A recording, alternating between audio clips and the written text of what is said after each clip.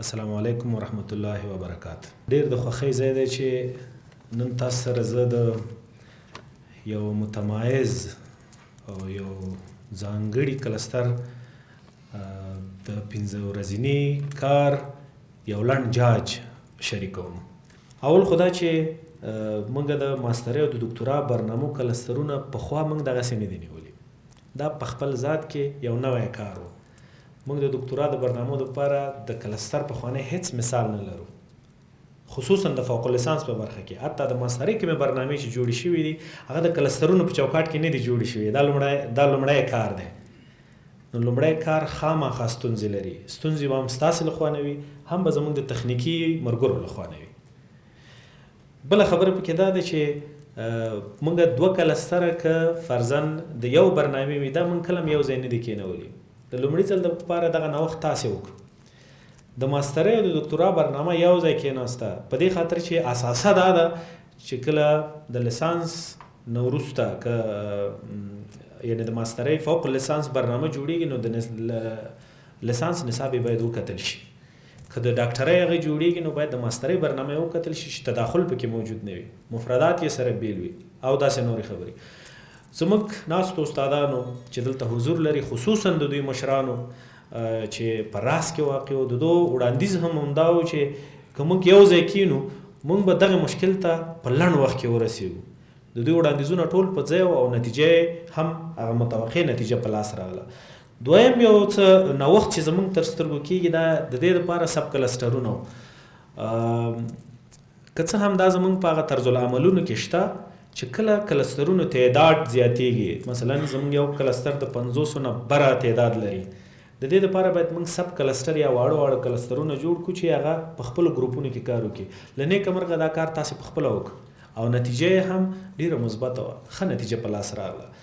د دې د توحید کار په ډېر متانت باندې وشو، ځکه موږ روزمره خپل ګزارشونه اخیستل، هره ورځ د استادانو سره له نږدې کار کوو. بل بحث د استادانو ترمنځ چې موږ ته ډېر جالب و، په سر کې توقع دا نه وه. موږ ویل چې کوم کلستر خصوصا د فقه او قانون کلستر چې تعداد یې ډېر و، تشویش زموږ دا و چې دوی به څنګه نتیجې ته ورسېږي. تاسې باور وکړئ دا زموږ تشویش په تخنیکي لحاظ، مګر نتایج یې ملموس نتایج و، مثبت نتایج په لاس راغله. ښه چې تقسیم د کار وسو. په دې کې زموږ د علماو، زموږ د استادانو هغه ټولې رښتینې هڅې وې چې یو بل هم واورېدل. خو په نهایت کې نتیجه دا په لاس راغله چې موږ هغه متحد نظریات راټول کړل او بالاخره د یو نصاب په اډانه کې ځای په ځای شول.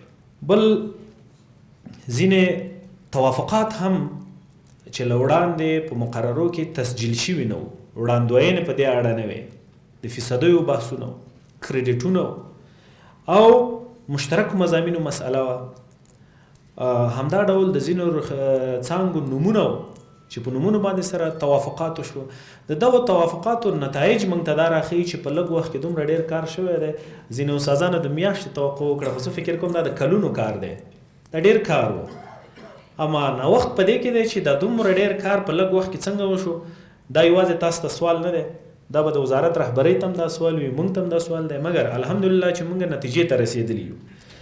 او تر ټولو مهمه خو دا ده چې موږ به کله چې بهرنیو ملکونو ته د تحصیل دپاره تلو، چې زه تللی یم، هلته موږ ته دا راښوول کېدل چې د افغانانو په اړه باید تصور، یو منفي تصور همدا ویل دوی په ټیم کې کار نشي کولی، ټیم ورک نشي کولی، یو ځای کار نه کوي، ځکه مخالفتونه پکې خامخا پیدا کېږي.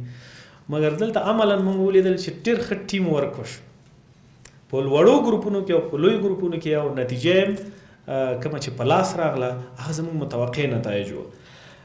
زه په ټوله کې د دغه کلسترونو، د 6 کلسترونو کار او په ضمن کې هغه سب کلسترونه چې جوړ شوي وو د دوی کار مثبت ارزوم، او هغه توقعات چې موږ درلودل زموږ د توقع خلاف هم مثبت کار شوی. او زموږ دغه تخنیکي ټیم چې څومره ارزونه کړې ده، زموږ ارزونه واقعا مثبته ده. ستاسې د زحماتو هیڅ ټکي نشته چې مننه وکړو او د دې قدردانۍ وکړو. واقعا ډېر دروند کار و، خو ډېر په متانت شوی دی. زه یوازې دومره کولی شم چې د کمیسیون د همکارانو په استازیتوب د دغه افغاني موډل نصاب دپاره تاسې لیکلي وي، د دغه هر ټکي دپاره د لوی خدای د درباره تاسو ته اجر غواړم، خدای دې تاسو ته هم په دې او هم په هغې دنیا په کار کې. واخر الدعوانا ان الحمدلله رب العالمین.